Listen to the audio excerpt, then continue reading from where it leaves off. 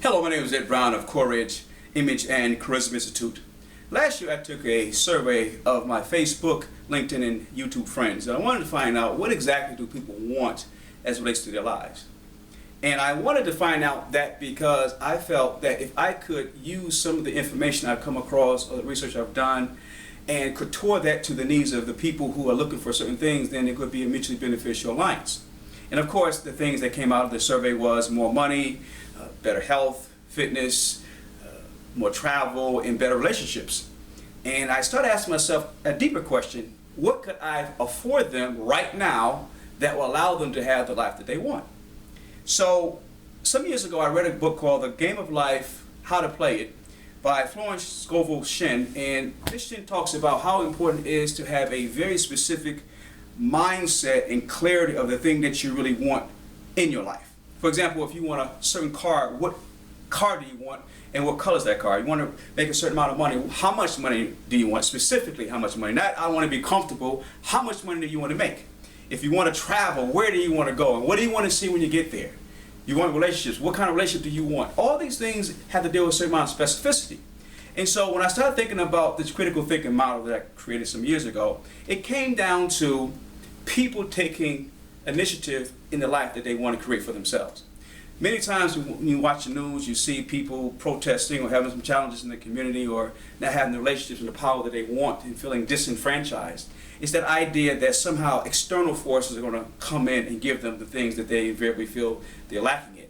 And I want to share with you a few things that I believe that can transform that mindset and turn things around for you right now, today, because until you embrace this reality, then you'll never have the success that you want. You'll never have the life that you desire, and you'll always be victimized by your wants being needed by yourself, but thinking that people external to yourself will give it to you. First and foremost, we hear that education is important. It's the passport to all the things that you want in life. But sometimes we're not clear about what education means. In a nutshell, education is the information and skills you have that translates into power.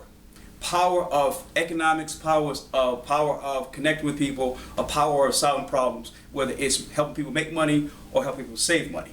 And so the critical end of education is how do you add value to a marketplace and in return get the compensation to have the lives that you're talking about. And until you understand that and realize that, that's going to be very challenging for you. So education is the passport because it leads you to all the things you say you want. But if you don't value education in your home, you're not going to have anything because education can't happen in a vacuum.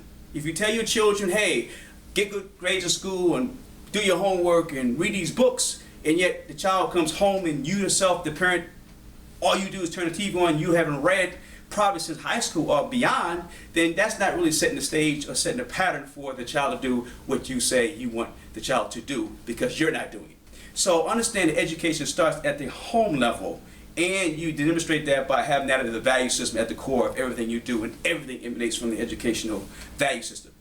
Secondly, entertainment is fine.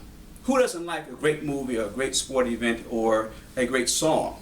But to the extent that we embrace entertainment to a fault, that everything that we desire has to be something that makes us feel good, but doesn't really perpetuate or cause to continue society as we know it, that becomes problematic.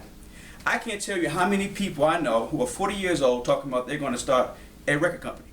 Now don't get me wrong, I'm not about killing people's dreams, but at a certain point in time, a man or a woman has to ask themselves, what problems can I solve that either help society along or bridges the gaps that the generation behind us really need?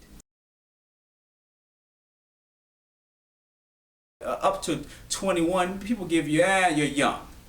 Yeah, you don't know yet. But when you get over 21, 25, 30, definitely in your 40s, the game is up. No one's going to actually give you anything as relates to a pass when you, at that age, don't know what the proper comportment is for certain settings. So I want to encourage you to start thinking more clearly and more correctly when you come out in the forum like we're doing right now, or when you go out in public, or just when you write. Your writing has to be more effective. You have to communicate more effectively. You have to think more critically. You have to lead more transformationally. All these things are important right now more than ever, because if you don't get this right, if you don't get these skill sets on point, If you don't exercise on a level these things that will allow you to be world class, it's going to be dire straits for you in the next few years. You think it's bad now, it's only going to get worse. And I'm encouraging people to start thinking on a high level, particularly those who are old school, if you will, who've been here a long time. It's our responsibility to kind of pass on and give information to those who may not know. They don't have that stuff that we came up with. They don't have those challenges that we had to overcome. They have their challenge, but it's a different kind of challenge. But the same kind of challenge that we face, that we have answers to, we need to pass them on. And so we have to be more of the example, not just about what we say, but how we demonstrate by our posture and our poise and how we carry ourselves each and every day. So we need to straighten up our act if we're going to be successful and pass this information on to the generations behind us.